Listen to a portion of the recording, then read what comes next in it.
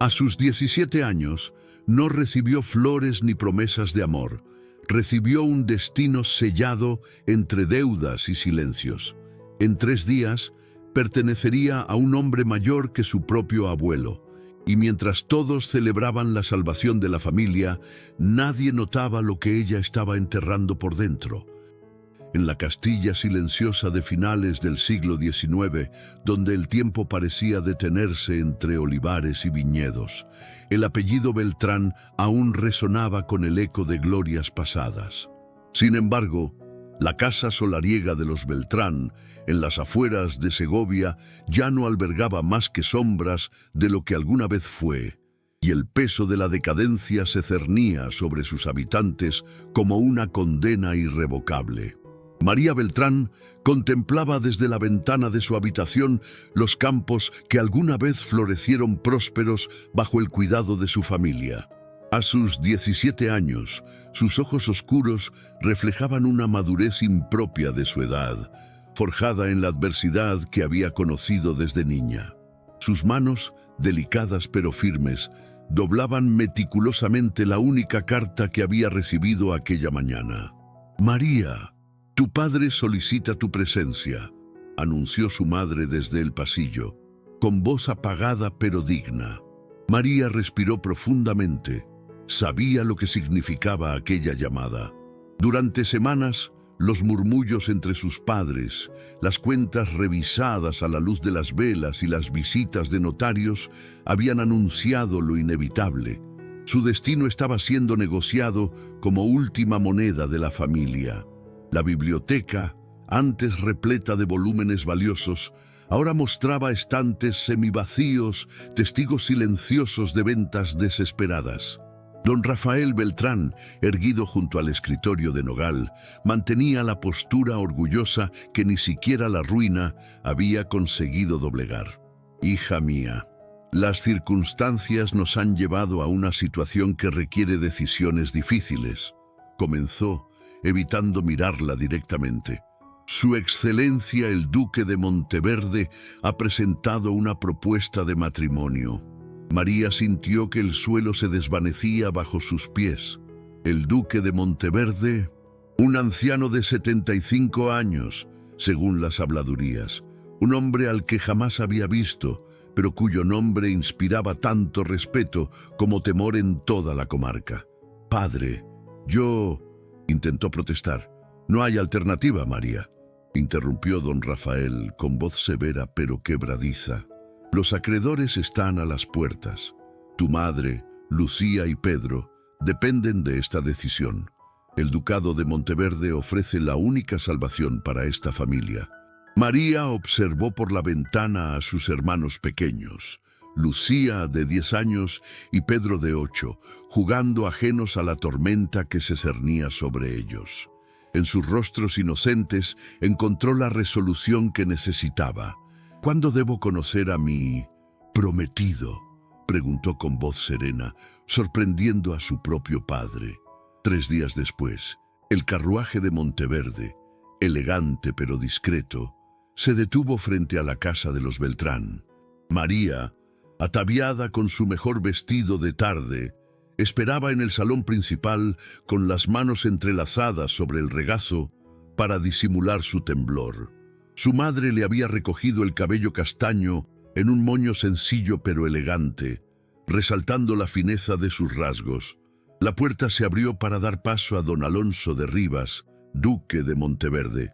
María se sorprendió al encontrarse frente a un hombre alto y distinguido, cuyo porte aristocrático parecía desafiar al tiempo. Sus cabellos blancos y las líneas profundas en su rostro revelaban su edad, pero sus ojos azules brillaban con una lucidez penetrante. «Señorita Beltrán, es un honor conocerla finalmente», saludó con una reverencia medida. «El honor es mío, Excelencia», respondió María automáticamente como le habían enseñado. Tras los saludos formales, don Alonso solicitó hablar a solas con ella. Sus padres, tras un momento de duda, accedieron y los dejaron en la pequeña sala de música, la única que aún conservaba cierto esplendor. Deseo hablarle con total sinceridad, señorita, comenzó el duque, sentándose con cierta rigidez en una silla cercana. Soy consciente de que esta propuesta debe parecerle, cuando menos, inquietante. María mantuvo la compostura, aunque su corazón latía desbocado. Lo que busco no es una esposa en el sentido tradicional, continuó él. Mis años de corte y protocolos me han cansado. Lo que Monteverde necesita es una heredera moral, alguien que preserve no solo el nombre, sino los principios que han guiado nuestro linaje. El duque extrajo de su chaqueta un documento sellado. He aquí un contrato matrimonial donde especifico mis términos: respeto absoluto, independencia garantizada en la viudez y... Hizo una pausa significativa. Ninguna exigencia del hecho. Un matrimonio nominal, señorita Beltrán, basado en el respeto mutuo y el aprendizaje compartido. María tomó el documento con manos temblorosas. A medida que leía cada cláusula, su respiración se normalizaba. Preguntó sobre detalles, contrapuso objeciones, y para su sorpresa, el duque sonrió complacido. Veo que su inteligencia no fue exagerada en los informes que recibí, comentó. Busco una compañera de entendimiento, no de apariencia. Alguien que aprenda a gobernar con justicia cuando yo falte. María pensó en Lucía y Pedro, en su madre exhausta por las preocupaciones, en los acreedores amenazantes. Acepto sus términos, Excelencia, dijo finalmente. Al despedirse, don Alonso le tomó suavemente la mano. Hasta nuestro enlace, mi alumna, dijo con una reverencia. Recuerde que la verdadera libertad no viene de la fuga, sino de la dignidad con que enfrentamos nuestro destino. María observó el carruaje alejarse mientras las palabras del duque resonaban en su mente. Por primera vez en mucho tiempo, sintió que quizás, solo quizás, su sacrificio podría convertirse en algo más que resignación. La ceremonia nupcial entre María Beltrán y su excelencia don Alonso de Rivas se celebró con discreción en la capilla privada del Ducado de Monteverde. No hubo grandes festejos ni interminables banquetes, sino un acto sobrio que reflejaba la verdadera naturaleza de aquella unión, una alianza de conveniencia revestida de respeto mutuo. Monteverde se alzaba majestuoso entre colinas de olivos centenarios y viñedos ordenados en perfecta geometría. La primera mañana de María como duquesa transcurrió explorando los pasillos de piedra de aquella casa ancestral, donde cada retrato parecía seguirla con mirada inquisitiva. «Buenos días, Excelencia», saludó una doncella con reverencia al encontrarla en la galería este. «Buenos días», respondió María, aún desconcertada ante el nuevo tratamiento. Siguiendo indicaciones, llegó al despacho principal donde el duque la esperaba. La estancia, iluminada por amplios ventanales, albergaba estanterías repletas de libros y documentos organizados con meticulosa precisión. «Comencemos su formación sin demora», anunció don Alonso, señalando una silla junto a la suya. «El gobierno de Monteverde requiere más que un apellido. Exige conocimiento, justicia y firmeza». Durante las semanas siguientes, María se sumergió en un programa intensivo de aprendizaje. Cada mañana, el duque desplegaba ante ella libros de cuentas, registros de arrendamientos, contratos agrícolas, documentos sobre derechos de agua y estatutos fiscales locales. Para sorpresa de don Alonso, la joven asimilaba con rapidez cada lección, formulando preguntas incisivas que revelaban tanto su inteligencia como su sentido natural de la justicia. «Este arrendamiento parece excesivo para las tierras de secano del norte», señaló María una tarde, revisando un contrato reciente. «La familia Mendoza apenas podrá subsistir con tales condiciones». Don Alonso la observó con interés renovado. «¿Qué propondría usted, mi querida alumna?» «Reducir la renta fija y establecer un porcentaje sobre la cosecha. Así, Monteverde y los Mendoza prosperarán o sufrirán juntos. como debe ser entre señor y vasallo. El duque asintió complacido. Sin embargo, la armonía de aquellos días de estudio se vio interrumpida por la llegada inesperada de un jinete cuyo porte militar resultaba inconfundible. Su sobrino, el conde de Valcarrón, solicita audiencia, excelencia, anunció el mayordomo con cierta tensión en la voz. María percibió cómo el semblante del duque se alteraba sutilmente. Hágalo pasar, es tiempo de que conozca a mi esposa. Don Felipe de Rivas entró al despacho con pasos firmes y mesurados. Alto, de complexión esbelta pero fuerte, su rostro de rasgos definidos mostraba la severidad propia de quien ha enfrentado batallas. Una discreta cicatriz cruzaba su maxilar izquierdo, única concesión visible a su pasado militar. Sus ojos, del mismo azul intenso que los de su tío, recorrieron la estancia hasta posarse en María con evidente escepticismo. «Tío», saludó con una inclinación respetuosa, para luego dirigirse a ella con formalidad estudiada. «Mi señora duquesa».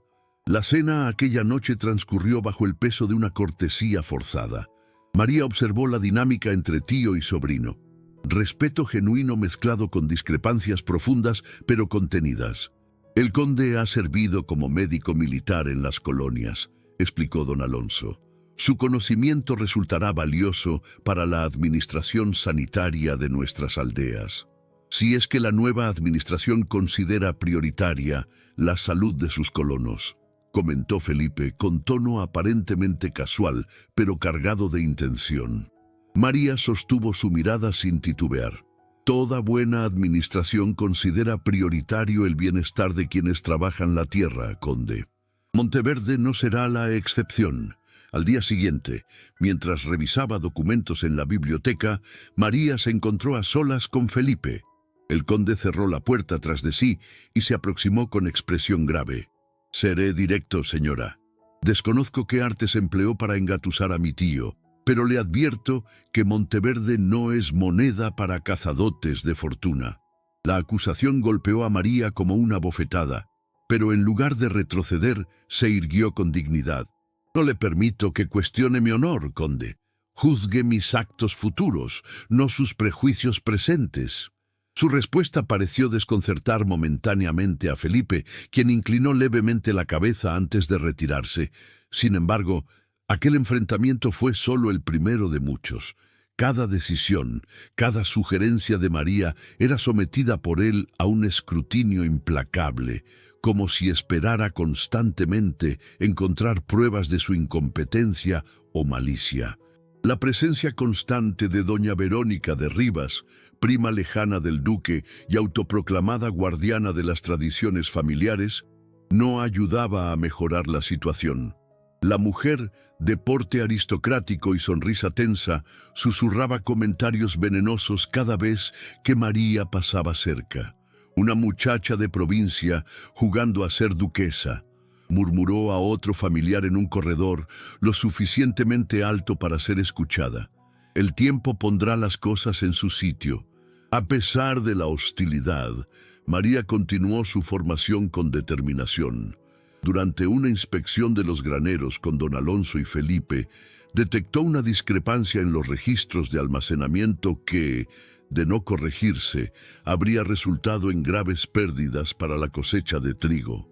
«Está en lo correcto», admitió Felipe, aunque añadió con frialdad. «La suerte favorece incluso a los novatos». La tensión entre ambos alcanzó un punto crítico cuando el duque sufrió un colapso repentino durante una reunión con arrendatarios. En medio de la conmoción, María y Felipe actuaron con sorprendente coordinación. Ella organizó al personal y recursos, mientras él atendía al enfermo con precisión clínica.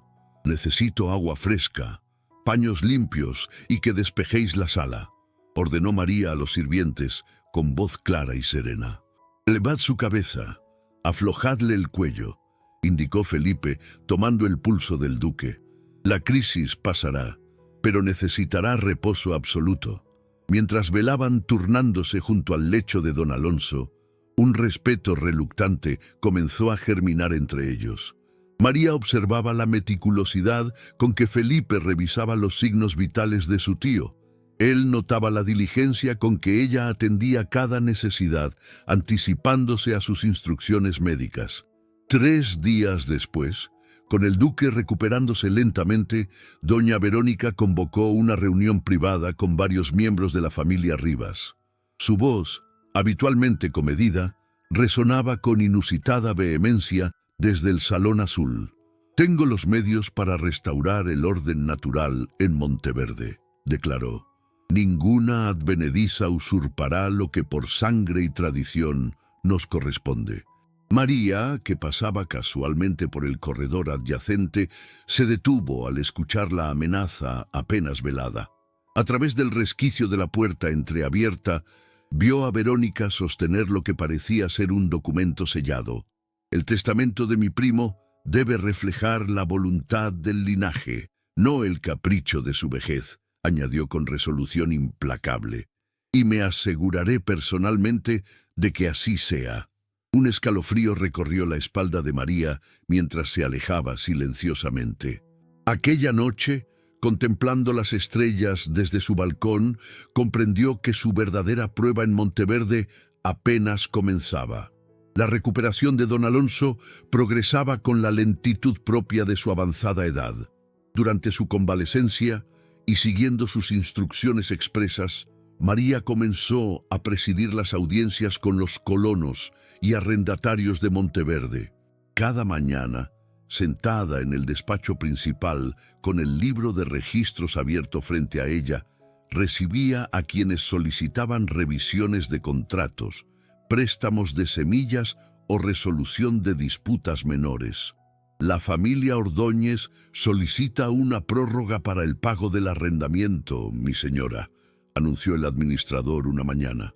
«Alegan que las lluvias tardías retrasaron la siembra». María consideró brevemente la petición. Recordó los registros meteorológicos que había estudiado y los informes de producción de años anteriores. «Concederemos un mes adicional sin recargo», decidió con firmeza. «Y se ajustará proporcionalmente el canon si la cosecha resulta inferior a la media de los últimos 3 años». El administrador la miró sorprendido, pero anotó la resolución. A lo largo de las semanas siguientes, decisiones similares fueron transformando gradualmente la percepción que el personal del ducado tenía sobre su joven señora. Los murmullos en los pasillos ya no eran exclusivamente críticos. «La duquesa domina los números como un intendente experimentado», comentó una tarde el contador principal al secretario. «Ha detectado errores que llevaban años pasando inadvertidos».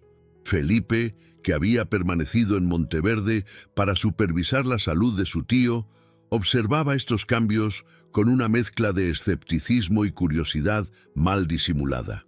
Una mañana, tras presenciar cómo María resolvía eficientemente una disputa sobre lindes entre 2 familias campesinas, la abordó en el corredor. «Impresionante exhibición de autoridad, señora», comentó con tono neutro. «Aunque me pregunto si conoce las implicaciones a largo plazo de ciertas concesiones». María se detuvo, enfrentando su mirada crítica. «Las concesiones razonables generan lealtad, conde, y la lealtad produce más beneficios que la extorsión». «Los números respaldan mi afirmación», respondió, entregándole un cuaderno de cálculos. «Compare los rendimientos de las parcelas norte bajo el nuevo sistema con los registros anteriores». Felipe estudió las cifras con atención profesional. Su ceño fruncido fue relajándose gradualmente. «Sus cálculos son correctos», admitió finalmente, aunque sugeriría mayor prudencia en las inversiones de mejora. Un año de malas cosechas podría comprometer todo el sistema. Para sorpresa de ambos, este intercambio marcó el inicio de un diálogo técnico más constructivo.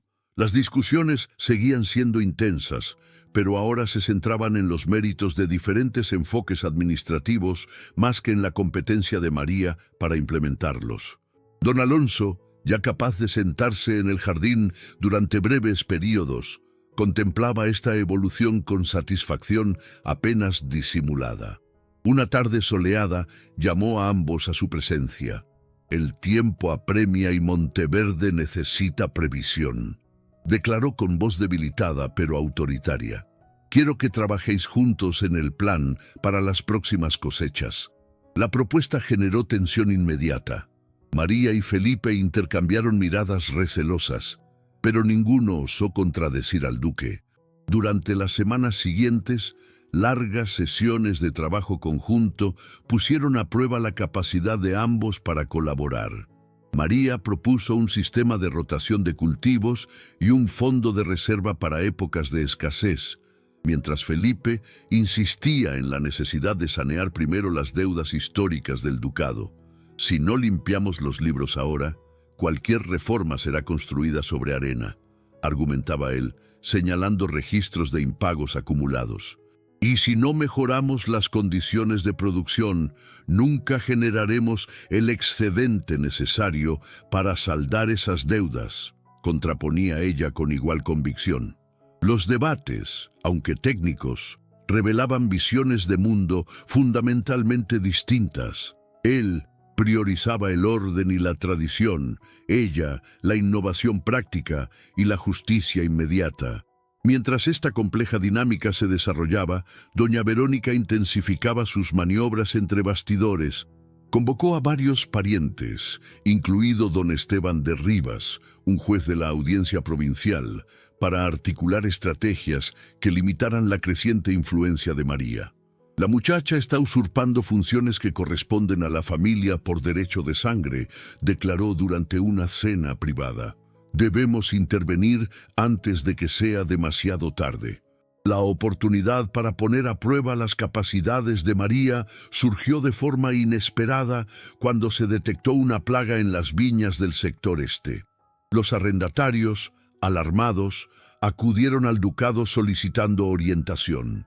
Felipe, con su experiencia militar, propuso una cuarentena estricta que sacrificaría la cosecha afectada para proteger el resto. A veces es necesario amputar para salvar el cuerpo, sentenció con pragmatismo clínico. María, sin embargo, recordó el sistema de rotación que había propuesto anteriormente. Implementaremos el plan de parcelas alternativas, decidió. Reubicaremos a los afectados en los terrenos de reserva del norte mientras tratamos las viñas enfermas. Felipe objetó inicialmente, considerándolo un riesgo innecesario, pero accedió a supervisar la operación. Para sorpresa de muchos, incluido él mismo, la estrategia funcionó. La plaga fue contenida y las familias reubicadas lograron una cosecha modesta pero suficiente. Este pequeño triunfo consolidó la reputación de María entre los campesinos, quienes comenzaron a referirse a ella como Nuestra Señora de Otoño, por su capacidad para prever y mitigar adversidades. Una tarde, mientras supervisaba el traslado de las últimas carretas con la cosecha salvada, Felipe se aproximó a ella. «Debo reconocer que su plan ha resultado eficaz», comentó en voz baja, como si le costara pronunciar aquellas palabras. «La felicito por su previsión». El breve intercambio fue interrumpido por la llegada de un mensajero que solicitaba la presencia urgente de ambos en la casa principal. Mientras regresaban, María divisó la figura de doña Verónica acompañada de un hombre de aspecto severo y portafolios de cuero. Intercambiaban documentos en la intimidad aparente del pasillo oriental. «Aquí tiene el borrador que mencioné», alcanzó a escuchar decir a Verónica. «El testamento debe contemplar cláusulas que protejan el linaje de intrusiones imprevistas». El visitante asintió gravemente mientras guardaba los papeles.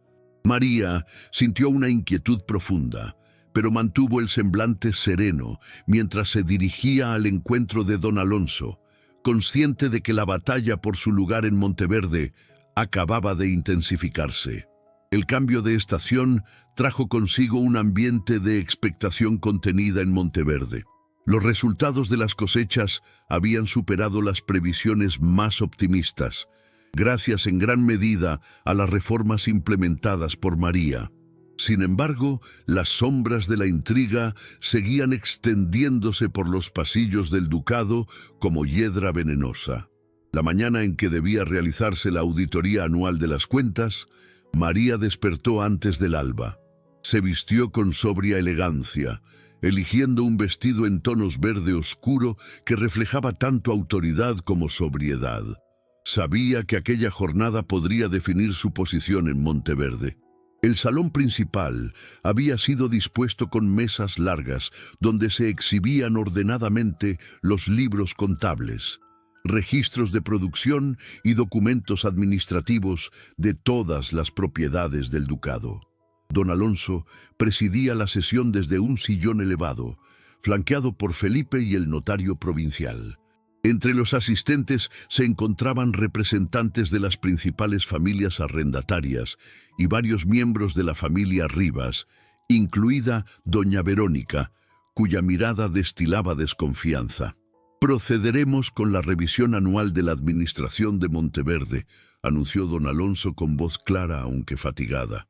«Mi esposa, la duquesa, presentará los resultados del ejercicio». María avanzó con pasos medidos hacia el centro del salón.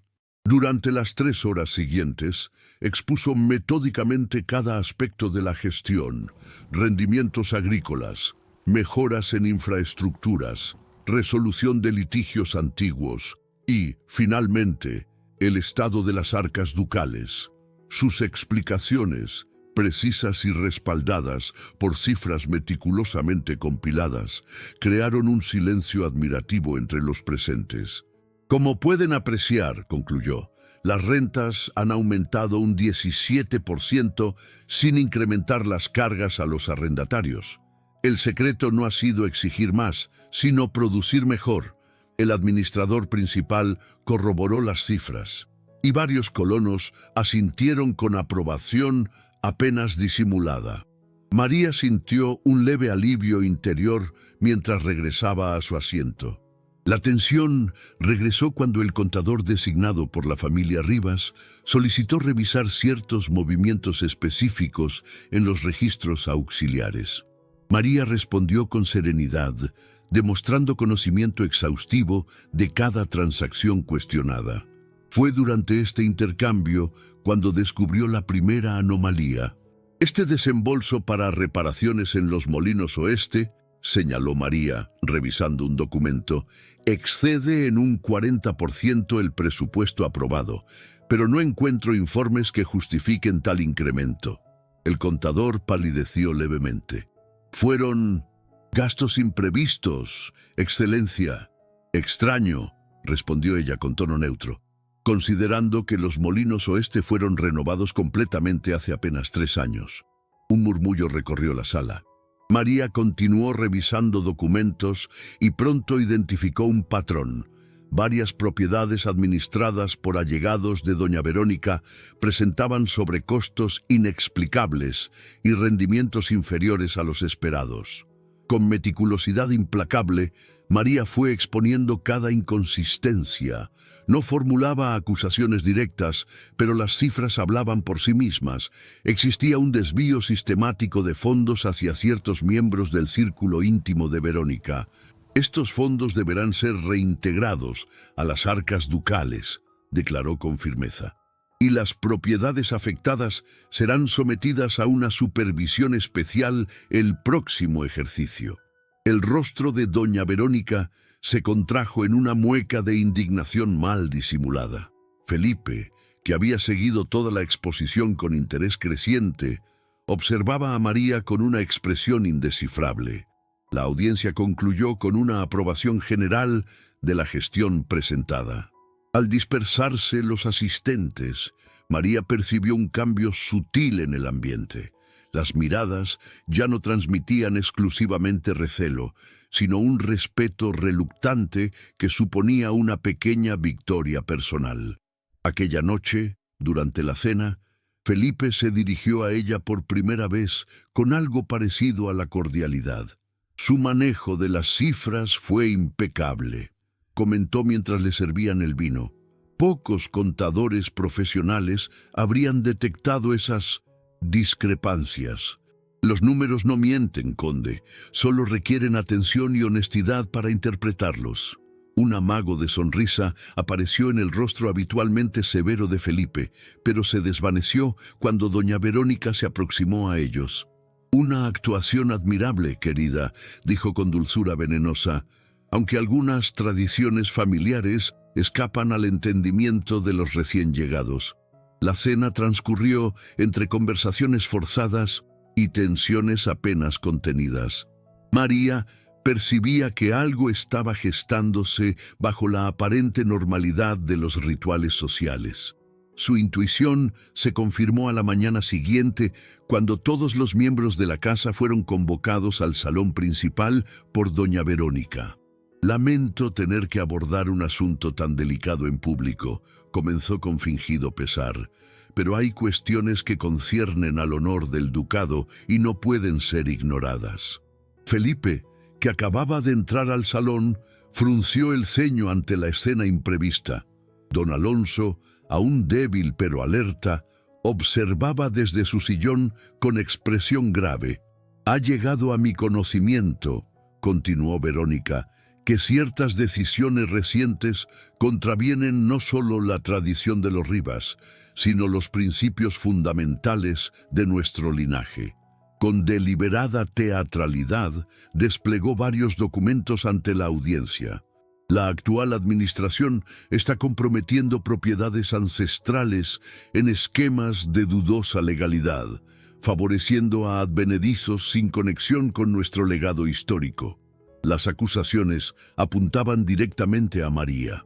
Los murmullos se extendieron por la sala como fuego en rastrojos. María se disponía a responder cuando, para sorpresa de todos, Felipe dio un paso adelante.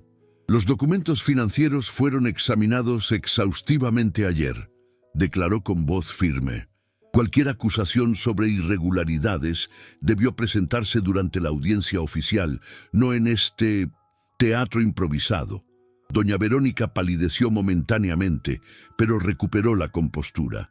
«No hablo de irregularidades contables, conde, sino de la erosión de nuestros valores, de cómo cierta influencia externa está desviando a Monteverde de su camino natural». «¿Y cuál sería ese camino, señora?», intervino María con serenidad. «¿Privilegiar el parentesco sobre el mérito? ¿Mantener prácticas que empobrecen a quienes trabajan nuestras tierras?». La tensión escaló rápidamente. Verónica, acorralada pero no dispuesta a ceder, lanzó su acusación más hiriente. «Hablo de manipulación, de cómo una joven inexperta ha encandilado a nuestro duque para sus propios fines. Propongo una revisión del matrimonio mismo, que bien podría considerarse». No pudo completar la frase. Don Alonso se incorporó bruscamente, su rostro contraído por la indignación. Intentó hablar, pero un súbito acceso de tos lo sacudió. Su mano se crispó sobre el pecho mientras se tambaleaba. Felipe reaccionó con rapidez, sosteniéndolo antes de que cayera. María corrió hacia ellos mientras ordenaba que trajeran agua y los medicamentos del duque. «La sesión ha terminado», declaró Felipe con autoridad militar. «Todos fuera, excepto el personal médico». Mientras la sala se vaciaba, don Alonso recuperó parcialmente el aliento. Tomó la mano de María y luego la de Felipe, uniéndolas en un gesto cargado de significado. «Ustedes dos», murmuró con voz entrecortada, «son los pilares que aún no han aprendido a sostener el mismo techo». Aquella noche, con el duque nuevamente estable aunque gravemente debilitado, María fue llamada a sus aposentos. Don Alonso la recibió contemplando el jardín bañado por la luz de la luna. «El tiempo se acorta, hija mía», dijo sin preámbulos. «Hay disposiciones que debes conocer, decisiones que he tomado para asegurar el futuro de Monteverde». Con manos temblorosas, extrajo de un cajón cercano varios documentos sellados. «Memoriza esto», indicó, señalando párrafos específicos. «Cuando llegue el momento, sabrás qué hacer». Mientras regresaba a sus habitaciones, María se cruzó con doña Verónica, quien caminaba hacia la salida principal acompañada por el mismo hombre de aspecto severo que había visto anteriormente. El matrimonio nominal es contrario a la naturaleza misma del título, alcanzó a escuchar. Impugnaremos judicialmente cada cláusula si es necesario. María sintió un escalofrío al comprender que la confrontación definitiva se aproximaba inexorablemente. Los días transcurrieron con la tensión palpable de una tormenta inminente. Don Alonso, consciente de su deterioro acelerado, convocó a una reunión solemne en el gran salón del ducado. La noticia se extendió rápidamente por Monteverde, atrayendo no solo a los miembros de la familia Rivas, sino también a arrendatarios, el párroco y representantes de las aldeas. María observaba los preparativos con inquietud contenida.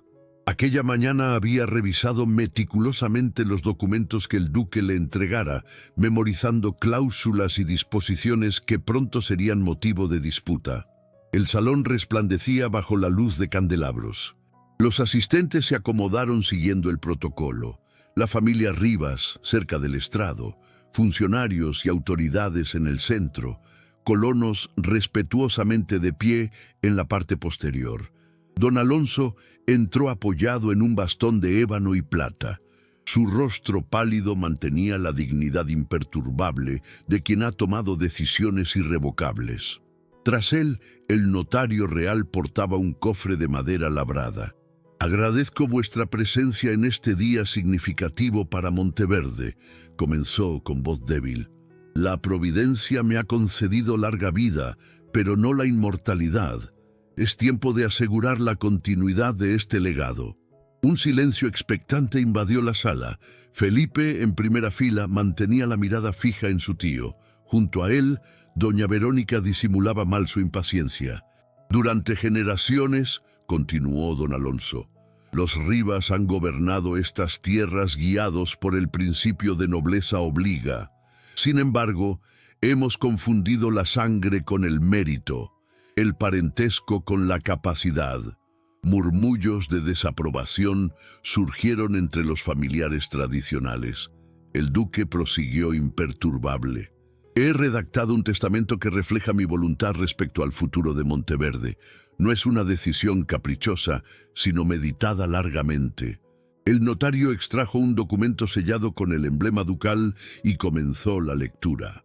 Las disposiciones iniciales seguían la tradición: legados a la iglesia, pensiones para criados, donaciones a hospitales. La tensión se intensificó al llegar al apartado principal.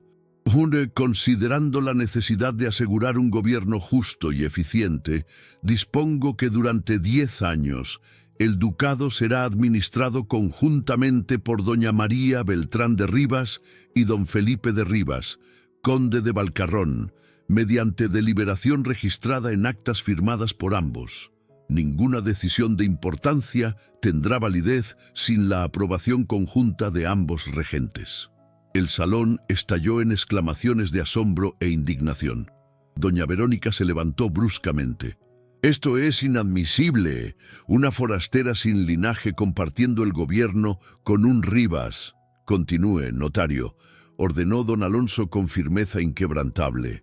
«Si cualquiera de los regentes abandonara sus funciones o actuara con mala fe contra los intereses del ducado, la totalidad de los derechos pasarán a obras de beneficencia bajo supervisión del Consejo Real».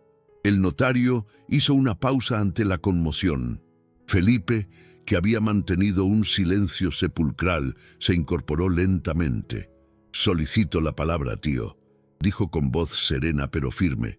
Don Alonso asintió. «Aunque la disposición resulta inesperada, acataré vuestra voluntad por el bien de Monteverde y el honor de los Rivas», declaró Felipe, provocando nuevos murmullos. «Acepto el encargo como un deber, no como un privilegio». María observó a Felipe con sorpresa, reconociendo aquella integridad que, pese a sus diferencias, siempre había admirado en él. Doña Verónica avanzó hacia el estrado, seguida por varios parientes. Esto contradice todas nuestras tradiciones. El testamento debe ser impugnado antes de... Sus palabras quedaron interrumpidas cuando don Alonso se tambaleó visiblemente agotado. El documento que sostenía cayó al suelo mientras su rostro se contraía de dolor. «¡El duque!», exclamó alguien entre la multitud. Felipe se apresuró hacia su tío, sosteniéndolo. María recogió los papeles dispersos, incluida una hoja adicional separada del testamento principal. «¡Hay más!», murmuró don Alonso, señalando débilmente el papel. «Léelo tú, mi última voluntad». Con el corazón acelerado pero la voz firme, María desplegó el documento ante la audiencia expectante. «Como cláusula final y reflejo de mi más profunda convicción, declaro que mi deseo para Monteverde es que la justicia pese más que el parentesco, el mérito más que el linaje, y la compasión más que el poder. Solo así esta casa perdurará como tierra de vivos, no como mausoleo de glorias pasadas». Un silencio absoluto siguió a sus palabras. Don Alonso, apoyado en Felipe, esbozó una sonrisa cansada pero satisfecha. Los días siguientes transcurrieron en una atmósfera de tensa expectativa. El duque, confinado a sus aposentos, se debilitaba visiblemente. María y Felipe establecieron una tregua tácita, turnándose para acompañarle y atender los asuntos urgentes. Cuando finalmente don Alonso exhaló su último aliento, lo hizo sosteniendo las manos de ambos, como sellando simbólicamente el pacto que les imponía su testamento. El funeral, austero pero digno conforme a sus deseos, reunió a toda la comarca. Rostros aristocráticos mezclados con manos encallecidas de campesinos, todos unidos en respeto por un hombre que había demostrado que la verdadera nobleza residía en los actos. La lectura formal del testamento, 3 días después, confirmó oficialmente las disposiciones anunciadas. Doña Verónica y sus allegados abandonaron Monteverde con ostentosa indignación, murmurando promesas de impugnación legal. «No será la última que oiremos de ella», comentó Felipe a María mientras observaban los carruajes alejarse. «Lo sé, pero tenemos trabajo que hacer mientras tanto». Los primeros días de regencia compartida resultaron incómodos, pero sorprendentemente eficientes. Felipe aportaba conocimiento sobre tradiciones y relaciones del ducado. María, visión fresca y soluciones innovadoras a problemas largamente ignorados. Trabajaban juntos desde el amanecer hasta bien entrada la noche, revisando contratos, renegociando arrendamientos, recortando gastos superfluos mientras invertían en mejoras agrícolas. Una noche, tras una jornada agotadora, Felipe se detuvo junto a la ventana. Su perfil contra la luz mortecina revelaba una vulnerabilidad que siempre había ocultado. «Hubo un tiempo en que tuve hombres bajo mi mando», dijo repentinamente. «Vidas que dependían de mis decisiones. Fallé, María. La mitad de mi compañía no regresó de aquella campaña». María comprendió finalmente el origen de aquella cicatriz que iba más allá de la marca visible en su rostro. «Fallar es desistir de aprender del error, Felipe», respondió con suavidad. «Y tú nunca has desistido». Sus miradas se encontraron en un silencio cargado de significado. Felipe extendió levemente su mano hacia ella, pero el momento fue interrumpido por un mensajero que traía noticias alarmantes. Varios arrendatarios no podrían cumplir con sus pagos, alegando dificultades imprevistas. «Esto no es coincidencia», observó Felipe, examinando el registro de las propiedades afectadas. «Todos están vinculados con antiguos protegidos de Verónica». María asintió gravemente. «El sabotaje ha comenzado, y me temo que esto es solo el principio». Las predicciones de María y Felipe se cumplieron con implacable precisión. El sabotaje orquestado por doña Verónica y sus aliados alcanzó dimensiones alarmantes cuando llegó la temporada de liquidación de contratos agrícolas. Más de un tercio de los arrendatarios anunciaron su imposibilidad de cumplir con los pagos acordados, alegando pérdidas inesperadas en sus cosechas. «Es una estrategia calculada», observó Felipe mientras revisaban los registros financieros en el despacho principal. «Buscan asfixiar económicamente a Monteverde para demostrar que nuestra administración conjunta es inviable». María asintió gravemente mientras estudiaba el mapa de propiedades afectadas. «Si aceptamos todas las moratorias solicitadas, no podremos cumplir con nuestros propios compromisos fiscales. Si nos negamos, condenamos a la ruina a decenas de familias». La noche cayó sobre Monteverde, mientras ambos regentes continuaban analizando alternativas. Las velas consumidas y los cálculos esparcidos por la mesa testimoniaban horas de deliberación sin resultados satisfactorios. «Debe haber una solución que no hayamos considerado», murmuró María, frotándose los ojos cansados. Felipe se levantó súbitamente, como iluminado por una idea inesperada. «Quizás la haya, pero requeriría un riesgo personal que no estoy autorizado a pedirte». María lo miró con intriga. «¿De qué se trata?» «Un fondo comunitario temporal», explicó él con creciente entusiasmo. «Podríamos establecer un sistema de garantía colectiva donde cada propiedad responde por las demás durante esta crisis. Eso requeriría recursos inmediatos para comenzar», señaló María. «Precisamente», asintió Felipe. «Podría aportar mis propiedades en Valcarrón como garantía inicial, pero no sería suficiente. Necesitaríamos mi dote personal», completó ella, comprendiendo su reticencia. «Los olivares y viñedos que me aseguró don Alonso en nuestro contrato matrimonial». Sus miradas se encontraron en un momento de reconocimiento mutuo. Ambos sabían que estaban contemplando comprometer su seguridad personal por una causa mayor. «Es tu única protección independiente», advirtió él. «Si este plan fracasa, Monteverde se perderá de todos modos», respondió ella con determinación. «Hagámoslo». La audacia de su propuesta provocó reacciones encontradas cuando la presentaron en asamblea pública. Los arrendatarios contemplaban con asombro cómo los dos regentes que muchos esperaban ver enfrentados ofrecían conjuntamente su patrimonio personal para salvar la estabilidad colectiva. «Cada parcela responderá por las demás», explicó María ante la audiencia atenta. «Nadie perderá sus tierras si la cosecha próxima se trabaja en común». Felipe complementó la exposición con detalles técnicos sobre distribución de riesgos y beneficios. Los números, expuestos con claridad implacable, demostraban que la única alternativa al plan conjunto era la ruina generalizada. El sistema funcionó. Para consternación de doña Verónica, cuyas maquinaciones quedaron expuestas cuando se comprobó documentalmente su influencia en los impagos coordinados, la comunidad de Monteverde emergió de la crisis más unida y próspera que antes. Su retirada definitiva de la comarca, acompañada de los últimos familiares leales a su causa, marcó el final de una era y el principio de otra. Un mes después, mientras supervisaban la plantación en los campos recuperados, María recibió una carta que llevaba años esperando. Su hermano Pedro había localizado finalmente las misivas que su padre, don Rafael Beltrán, había escrito antes de morir.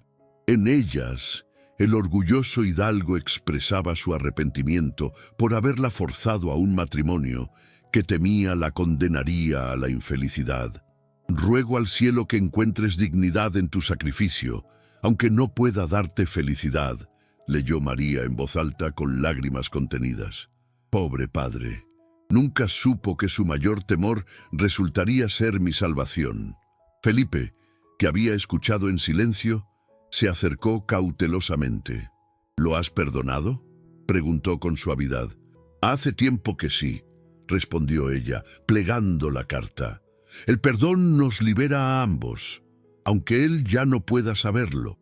La noticia de que Lucía y Pedro, los hermanos menores de María, vendrían a residir en Monteverde para completar su educación bajo su tutela, añadió nueva vida a la antigua casa ducal. Las habitaciones largo tiempo silenciosas resonaron con voces jóvenes mientras los pasillos sombríos se iluminaban con promesas de futuro. Una tarde de primavera, Felipe encontró a María en el jardín que ella había restaurado personalmente, un espacio que simbolizaba su transformación del ducado. Las rosas blancas, favoritas del viejo duque, florecían nuevamente bajo su cuidado. El Consejo Provincial ha confirmado oficialmente nuestro gobierno conjunto, anunció Felipe. Doña Verónica ha retirado su última impugnación. María sonrió, pero percibió cierta inquietud en su mirada. Hay algo más, ¿verdad? Felipe asintió, acercándose hasta quedar frente a ella. El testamento estipulaba 10 años de administración conjunta, dijo con voz grave. Pero me pregunto si estarías dispuesta a considerar un acuerdo más permanente. María lo miró directamente a los ojos, aquellos ojos que había aprendido a leer a través de tantos desafíos compartidos. ¿Lo pides por deber o por elección?, preguntó con serenidad. Por elección libre y consciente, respondió él sin vacilar. Lo que comenzó como obligación se ha convertido en el privilegio de mi vida.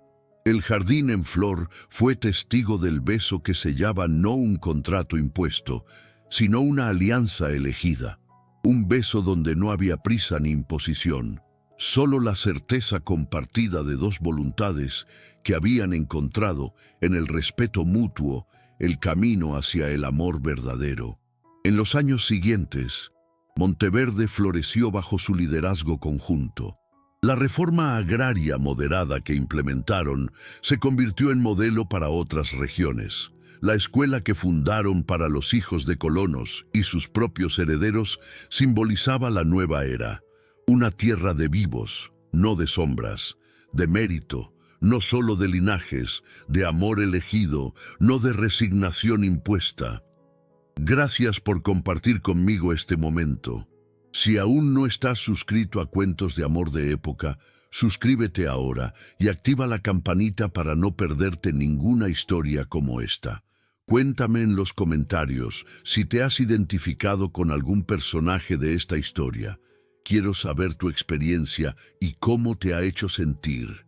Y para marcar tu presencia, escribe en los comentarios la palabra vida. Nos encanta saber quiénes nos acompañan hasta el último segundo. Y no te vayas todavía. En el comentario fijado te dejé el enlace de una playlist con muchas historias encantadoras, perfectas para acompañarte mientras realizas tus tareas o simplemente te relajas un momento. Muchas gracias por estar aquí y que Dios te bendiga siempre.